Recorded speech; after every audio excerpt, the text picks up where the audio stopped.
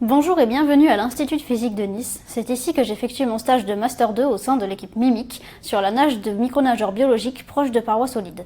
Qu'est-ce qu'un micronageur?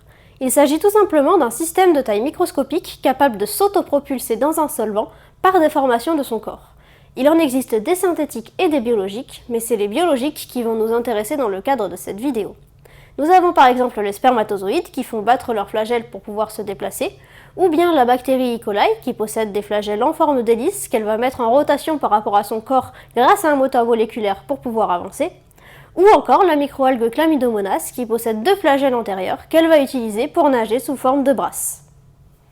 Du fait de leur petite taille, les micronageurs nagent différemment de nous et des animaux que l'on connaît. En effet, la viscosité joue un rôle bien plus important que l'inertie dans leur déplacement, c'est ce qu'on appelle un écoulement à bas Reynolds. Le nombre de Reynolds permet justement de comparer les effets de l'inertie et de la viscosité. Il se définit comme ceci. Si ce nombre est bien plus grand que 1, c'est l'inertie qui va primer sur la viscosité. Au contraire, s'il est beaucoup plus petit que 1, c'est la viscosité qui aura un rôle plus important. Voilà pour les chiffres, mais quelles en sont les conséquences concrètes? Prenez par exemple Pedro.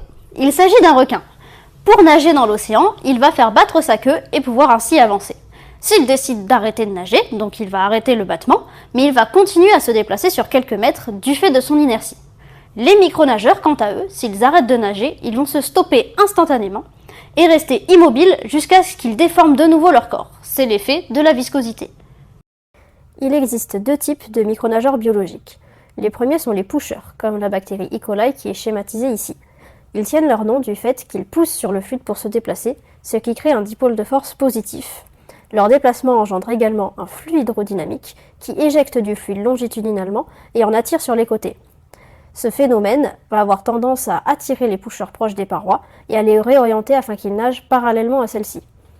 La deuxième catégorie est celle des pullers, comme la microalgue Chlamydomonas schématisée ici.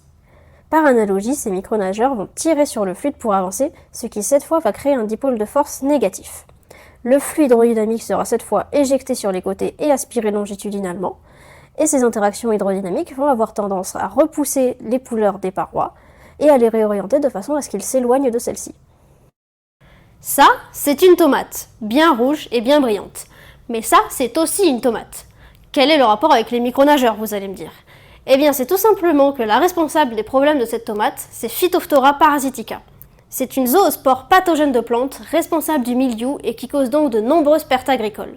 Elle possède un corps sphérique d'une dizaine de microns, un flagelle antérieur recouvert de poils que l'on appelle des mastigonèmes, et un flagelle postérieur. Ces flagelles vont battre longitudinalement pour lui permettre de se déplacer.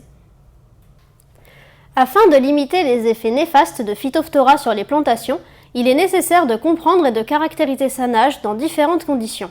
C'est l'un des sujets de recherche de l'équipe MIMIC qui va s'intéresser par exemple à l'effet de la présence de certaines espèces chimiques sur la nage de Phytophthora, à son interaction avec les racines ou alors à son comportement proche de parois solides qui est le sujet d'étude de mon stage. C'est ici que s'effectue la préparation des zoospores et l'observation. Pour la préparation, on part d'une petite boîte de pétri comme celle-ci qui contient des sporanges. C'est une structure végétale qui encapsule les zoospores. Pour les libérer, il faut effectuer un choc thermique et pour cela, nous allons tout d'abord placer nos zoospores dans un frigo à 4 degrés pendant une demi-heure. Une fois la demi-heure écoulée, on remplit notre boîte de zoospores initialement à 4 degrés avec de l'eau ultra pure chauffée par un incubateur à 37 degrés à l'aide d'une micropipette comme ceci. Puis, on place notre boîte de zoospores dans un incubateur à 24 degrés pour une nouvelle demi-heure.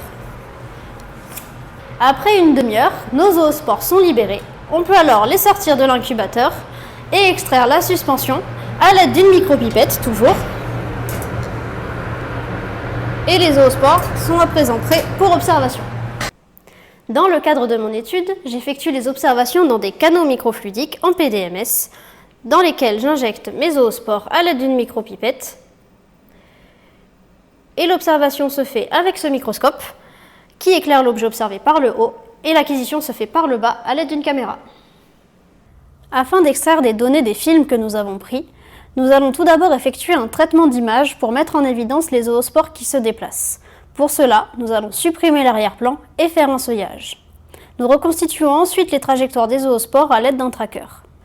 Nous avons effectué des acquisitions dans des canaux de différentes hauteurs afin de visualiser l'effet du confinement en Z sur les zoospores.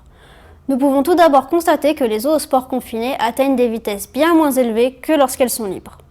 De plus, dans le cas non confiné, leur vitesse semble diminuer lorsqu'elles se rapprochent des parois latérales du canal, et cet effet est perceptible à partir d'une distance à la paroi d'environ 70 microns. Ces premiers résultats soulèvent de nouvelles interrogations. Quelles sont les différentes catégories de comportements que l'on peut observer chez les zoospores proches de parois? Est-ce qu'elles vont avoir tendance à rebondir sur la paroi ou à nager le long de celle-ci? Et qu'en est-il de leur temps de résidence, c'est-à-dire le temps qu'elles vont passer proche de la paroi, et de leur angle d'arrivée sur celle-ci? La suite de mon stage va consister à l'observation de ces zoospores proches de parois en caméra rapide pour visualiser les interactions de contact entre le corps des zoospores et la surface ou entre les flagelles et la surface. Merci d'avoir visionné ma vidéo jusqu'au bout, et si le sujet vous intéresse, je vous donne rendez-vous mi-juillet à l'Institut de physique de Nice pour suivre ma soutenance de stage.